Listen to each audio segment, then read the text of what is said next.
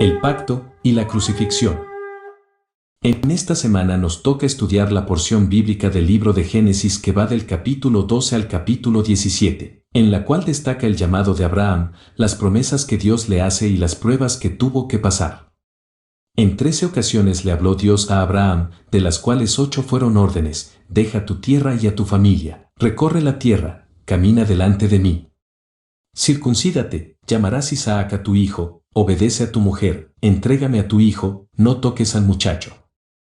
Y en todo Abraham fue muy obediente. Se puede decir que Abraham fue reactivo a las órdenes de Dios, y es por esa obediencia que Dios hace pacto con Abraham, y le da 3 promesas básicas que trascienden a toda la humanidad. Le promete una gran descendencia, heredar la tierra que Dios escogió, y que en el nombre de Abraham serían benditas todas las familias del mundo. La vida de Abraham se distingue por pasar también por pruebas que requerían tomar decisiones muy difíciles. Dejar a su familia y el lugar donde vivió, recorrer una tierra extraña, tener la necesidad de salir de la tierra prometida para ir a Egipto, exponer en 2 ocasiones a su esposa, hacer guerra a 4 reyes juntos, repudiar a Agar y a su hijo Ismael, circuncidarse a los 99 años, pensar en que iba a sacrificar a su hijo Isaac, y conocer el destino de sus descendientes como esclavos en Egipto. Y a pesar de estas dificultades, Abraham mantuvo firme su fidelidad a lo que Dios le había dicho. Y es que Dios prueba a Abraham no para ver cómo va a reaccionar, Dios ya sabe eso. Dios prueba a Abraham para demostrarnos a nosotros cómo se practica la fidelidad a Dios. La convicción de Abraham es que todo lo que Dios dice es lo que se tiene que hacer y punto.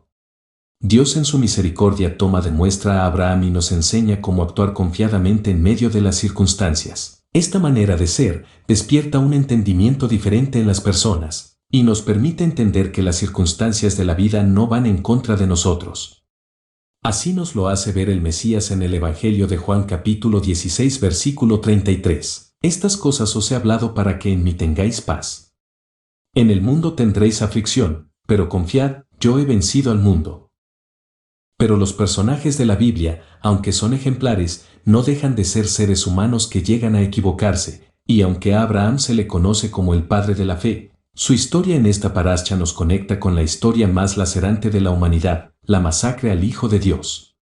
En los Evangelios, a Yeshua, el Mesías de Israel, conocido popularmente como Jesús el Cristo, lo vemos sanando enfermos y perdonando pecados. Perdonó 49 pecados. Que son los 49 niveles de inmundicia a los que puede caer el ser humano, y sin embargo, fue apresado, azotado y colgado con maldición en una cruz. Entonces la pregunta es, si perdonó los pecados de la gente, ¿por qué murió por los pecados de la gente?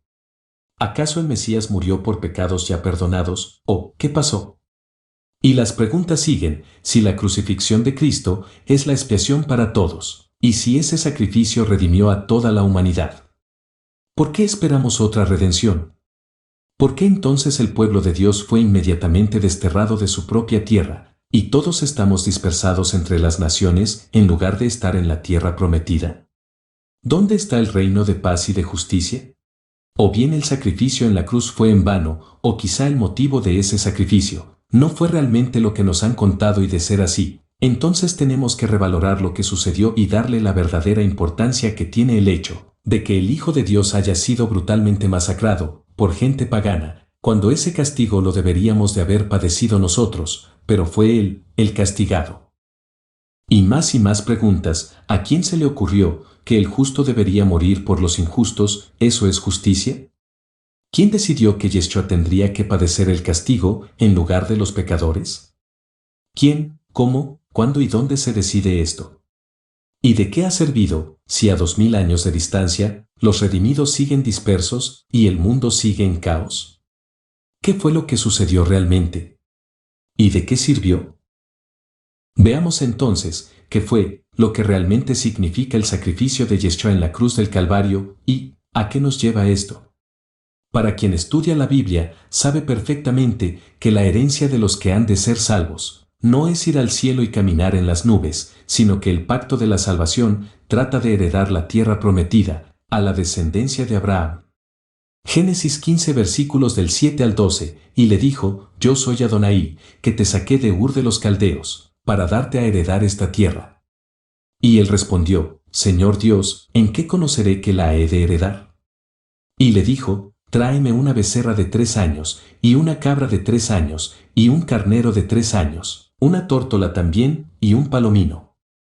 Y tomó él todo esto, y los partió por la mitad, y puso cada mitad una enfrente de la otra, mas no partió las aves. Y descendían aves de rapiña sobre los cuerpos muertos, y Abraham las ahuyentaba.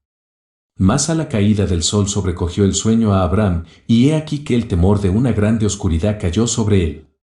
Abraham entendió perfectamente que al concertar él este pacto con Dios, si su descendencia fallaba y quebrantaban este pacto, sus hijos serían sacrificados, como los animales ahí inmolados, y le vino un gran miedo en medio de la oscuridad, que no le permitió pasar en medio de los animales, y Dios le hizo dormir.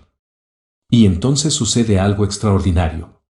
Génesis capítulo 15 versículo 17, y sucedió que puesto el sol, y ya oscurecido, se veía un horno humeando, y una antorcha de fuego que pasaba por entre los animales divididos. Abraham no pudo concretar el pacto, por temor a lo que sucedería a sus descendientes, si el pacto fuera quebrantado, pero vino alguien que sí concretó el pacto, rompiendo la oscuridad con una antorcha y pasando en medio de los animales, y ese alguien que llevaba la antorcha, era nada menos que el Mesías. Así lo revela el profeta Isaías capítulo 62 versículo 1, por amor de Sión no callaré, y por amor de Jerusalén no descansaré, hasta que salga como resplandor su justicia, y su salvación se encienda como una antorcha. Ahí está Yeshua mismo, cerró el pacto de la salvación, pero el pueblo quebrantó ese pacto, según lo dice el profeta Jeremías en su capítulo 34 verso 18, y entregaré a los hombres que traspasaron mi pacto, que no han llevado a efecto las palabras del pacto que celebraron en mi presencia, dividiendo en 2 partes el becerro y pasando por medio de ellas. Entonces, como el pueblo traspasó el pacto, el castigo debería de venir sobre aquel que concretó el pacto con Dios, y ese que lo hizo con antorcha en mano, fue Yeshua. Así que, aunque él no cometió pecado, él no traspasó el pacto, él fue quien lo concretó con Dios. Fue un pacto entre padre e hijo, Yeshua con Dios, y el beneficio es para la descendencia de Abraham y de todo el que venga a ser parte de esta descendencia. Por eso, en Gálatas capítulo 3 verso 29 Pablo dice, y si vosotros sois de Cristo, ciertamente linaje de Abraham sois, y herederos según la promesa. ¿Qué promesa? La promesa de heredar la tierra prometida a la descendencia de Abraham, Isaac e Israel.